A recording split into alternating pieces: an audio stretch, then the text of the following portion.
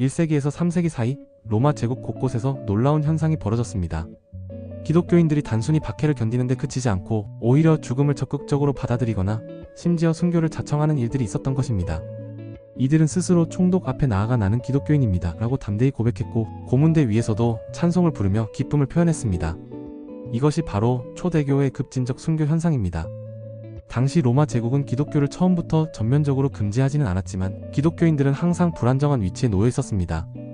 황제 숭배를 거부하고 로마의 전통 종교에 참여하지 않았던 그들은 종종 사회 통합을 해치는 위험 요소로 간주되었습니다. 그러나 일부 기독교인들은 이런 위험을 피하기는커녕 오히려 정면으로 맞섰습니다. 155년경 소아시아 스미르나에서 일어난 폴리카르포스 감독의 순교 사건은 이러한 태도를 잘 보여줍니다. 그는 체포될 당시 도망치지 않았으며 총독이 신앙을 부인하라고 요구하자 이렇게 대답했습니다. 나는 86년 동안 주님을 섬겼고 그분은 나를 해한 적이 없었거늘 어찌 내가 그분을 모독할 수 있겠는가? 군중은 사자의 밥이 되게 하라고 외쳤으나 그는 결국 화형에 처해졌습니다. 전승에 따르면 그는 죽음 앞에서도 두려움보다는 평안함을 유지했다고 전해집니다. 더욱 인상적인 사례는 203년경 북아프리카 카르타고에서 일어났습니다. 젊은 귀족 여성 페르페투아는 갓난 아기를 둔 상황에서도 신앙을 포기하지 않고 순교의 길을 택했습니다. 그녀가 남긴 수기에 따르면 자신의 죽음을 비극이 아닌 하나님의 계시와 영광의 과정으로 이해하고 있었습니다.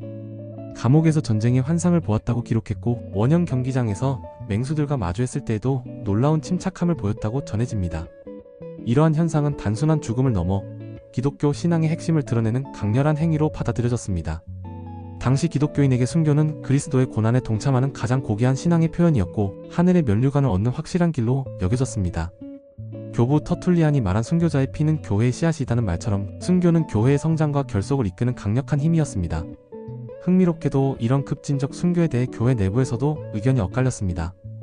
알렉산드리아의 클레멘스나 후기의 오리게네스 같은 온건파 지도자들은 믿음을 지키는 것은 중요하지만 생명도 보호할 가치가 있다고 보았습니다. 박해를 피해 도망치거나 잠시 숨어있는 것도 허용될 수 있다고 여긴 것입니다.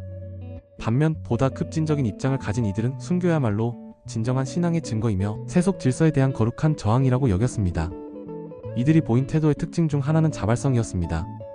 박해를 피하려 하지 않고 오히려 당국에 자진 출두하거나 적극적으로 박해를 유도하는 경우도 있었습니다.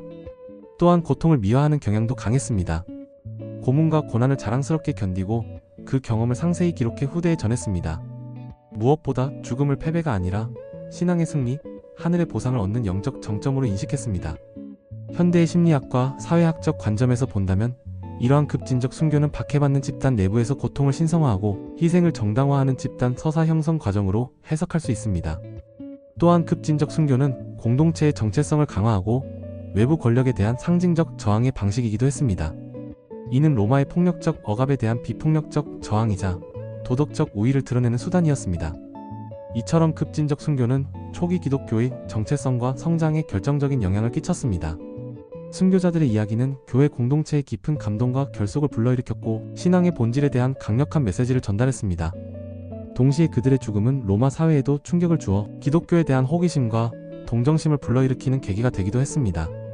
하지만 교회는 시간이 지나며 순교를 무조건적으로 이상화하기보다 광신과 자기 파괴적 열정에 대한 경계도 함께 강조하게 됩니다. 순교는 그 자체가 목적이 아니라 참된 신앙의 자연스러운 결과여야 한다는 점이 강조된 것이죠. 오늘날 우리에게 초대교회의 급진적 순교는 무엇을 말해줄까요?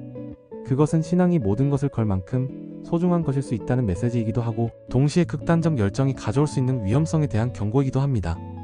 분명한 것은 이들의 이야기가 인간의 신념과 그것을 위해 치를 수 있는 대가에 대한 깊은 성찰을 우리에게 요구하고 있다는 점입니다.